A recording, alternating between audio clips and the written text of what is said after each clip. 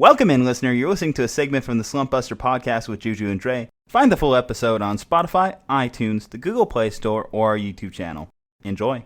So let's talk about your new home, because unlike the championship accomplishments, the, just legacy winning, your current nearest, dearest basketball team to you ain't doing so hot. And they're not really doing so hot in terms of public perception right now either, because their biggest season ticket holder for 30 years? Spike 30 years. Lee, who has, I think I've heard the number after inflation, has spent like tens of millions of dollars on season tickets for the Knicks, got booted. Well, kind of booted, a little bit booted. I basically told you can't use this specific entrance. There was this weird report that he shared a handshake with James Dolan, which it's hard to give James Dolan the benefit of the doubt anytime any of these headlines come to be, just because the Knicks have just been consistently a big fustercluck over the last forever. Monstrosity, literally. It's this organization could, just when you think this organization couldn't be more embarrassing or get any worse,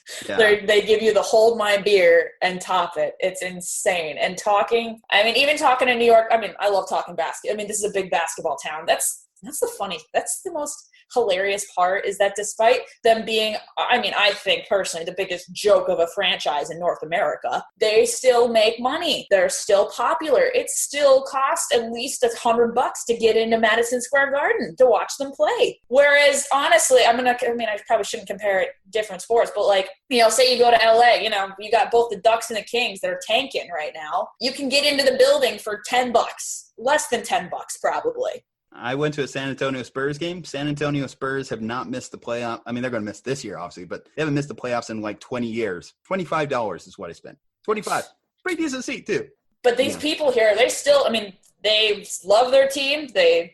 That's where I give Knicks fans a lot of credit, is they are loyal sons of bitches, because they're still rooting for their team. But with the whole Spike Lee situation, my thing is this, is you have big teams. You've got, for the one guy, with the Lakers, you've got, Jack Nicholson, you got Snoop Dogg, and, Jack Nicholson not so much, but Snoop Dogg goes on First Take. He goes on Undisputed. Lil Wayne goes on First Take as well. These guys are basically, while they're not team employees, they're VIPs and they're advocates. Another good example, obviously, Drake for the Raptors. But, if you want guys up VIPs that are going to mix and mingle with players or potential free agents, or hey, represent your team on a big scale, you want those guys. You want to befriend those guys. You want to play nice. And with a guy like Spike Lee, if he's been using an entrance for 30 years, how are you going to tell him one day that he can't? If he's been going through he has his same seat courtside, been going in and out of a special entrance, because, guy's a big deal. And even if there was a miscommunication or something, the statement that was released, I want to know who runs the public relations department of the New York Knicks, because who thought that was a good idea? Yeah, no, you're exactly right. And Spike Lee, like you said, the guy has season tickets to Courtside, and he's one of the few people that is willing to pay that much money. He's always talking about how he loves the Knicks, and you're going to throw that guy out on the street and say that he can't use a certain entrance? I get it. You have policy and you want to keep everybody safe, or whatever the reason is for the policy change, but come on, he was probably there the last time that they ever won a championship, which was in the 70s. So, you're going to treat that guy, with the amount of disrespect of hey, he's just like any other fan. He's definitely not. It's just you can't give him any benefit of the doubt, just because it's just a spiral. It's like a death spiral with the Knicks. Just when you think they've hit a new low, they just don't bottom out. They just keep falling somehow. And it's just what free agent in their right mind wants to go to this organization? And I feel I've seen it every year. Every single year, we get hyped up. Oh, the Knicks are going to get Kevin Durant. They're going to get LeBron James. Kyrie's heading there. Watch out, Anthony Davis. Giannis, we'll see you in 2021. It's no, because these guys have watched basketball for the last 20, 30 years, and they know what the Knicks are. I know they are in New York, and New York is still a powerful market no matter what way you spin it, but the Cleveland Browns are what the New York Knicks are to me, just in terms of what I've seen. But you're right, Annie. The crazy thing, they make money. That's the biggest thing. It's people keep spending their money to go see the Knicks. I don't know. Is it they're seeing the Knicks, or are they going for other people? Because there's no way you could justify going to see Knicks basketball other than you want to go to Madison Square Garden. I mean, that's why James Dolan won't sell the team, is because they're making money.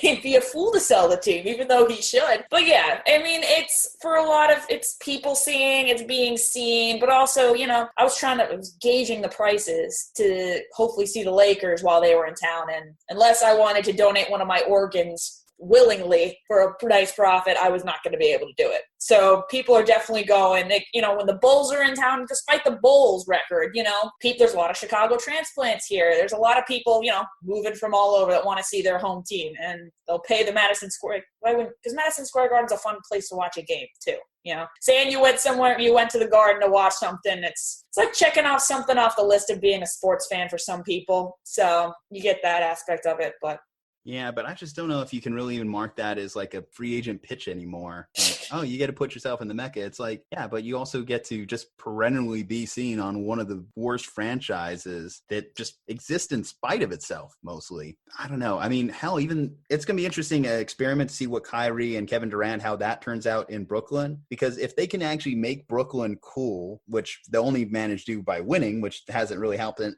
a whole lot this year, then, you know, that could be a total game changer in that market. Yeah, definitely. Can we talk about that nickname, though? Why is New York the Mecca? Like, they really have not won anything since the 70s. I don't understand why we keep calling it the Mecca of basketball. I understand Chicago. I understand LA. I understand Boston. New York, I just don't get it. But you're right. I think the Nets, right, like if they start becoming good, which everybody thinks that they can, you're going to have a rested Kyrie, even though he's out on injury right now, which he's always injured, but, you know, hopefully he comes back next year all right. And then Kevin Durant will be coming back healthy. If those guys are able to play even at like 95% of what we know they're capable of, that could be a really dangerous team, especially out east. That's really fun to watch. And I think that's where you're going to start really attracting those free agents if they're going to want to live in New York. And then the Knicks are going to be really in trouble, especially if Dolan is still running the show.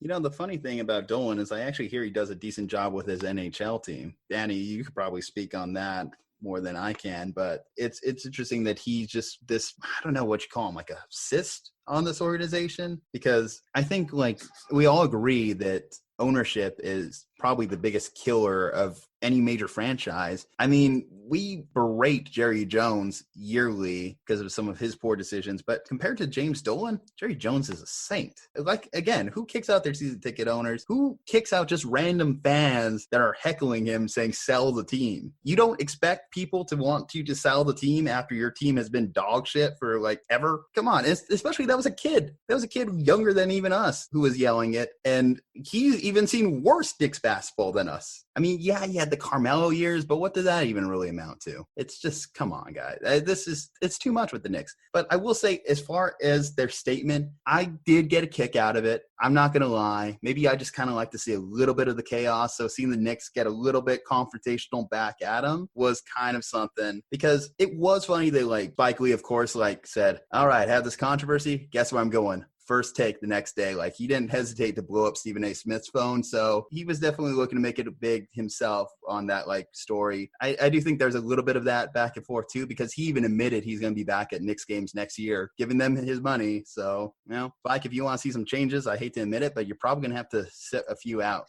The only way this organization gets any worse is if the Knicks somehow get the first overall pick, which I don't think they will, knowing their luck, probably not, and pick Melo Ball and LeVar Ball comes to New York. I've been telling Ju-Ju that that's exactly what's going to happen. I think the league has it all set up. New York Knicks they're going to get the number one overall. They go on LaMelo Ball, and people are going to watch just because it's a freak show. It's going to be a circus act, but it's going to be a circus you want to watch. LeVar's going to be courtside. He's going to be on First Take every day, trashing James Dolan and the Knicks, just like he did to Magic Johnson and the Lakers and the Buss family. I don't know how – I honestly don't know how LeBron put up with it. I really don't. I mean, I do think that LeBron had good intentions on what he wanted to do for Zoe's career over there. But, I mean, he just dealt with it as long as he could. But, you know, LeBron does get very tired quickly of young guys. I think we all kind of, like, understand that, especially when it came to, like, there was questions whether he wanted to get rid of Kyle Kuzma at some point during this year. He held on as long as he could, but eventually we knew that Zoe wasn't long for Los Angeles. I do like seeing him and Zion, though. That is a lot of fun. I have mentioned that before. Seeing those guys on some alley-oop combos, I could watch that all day. I like seeing Alex Caruso stuff him better, but, you know, that's just me.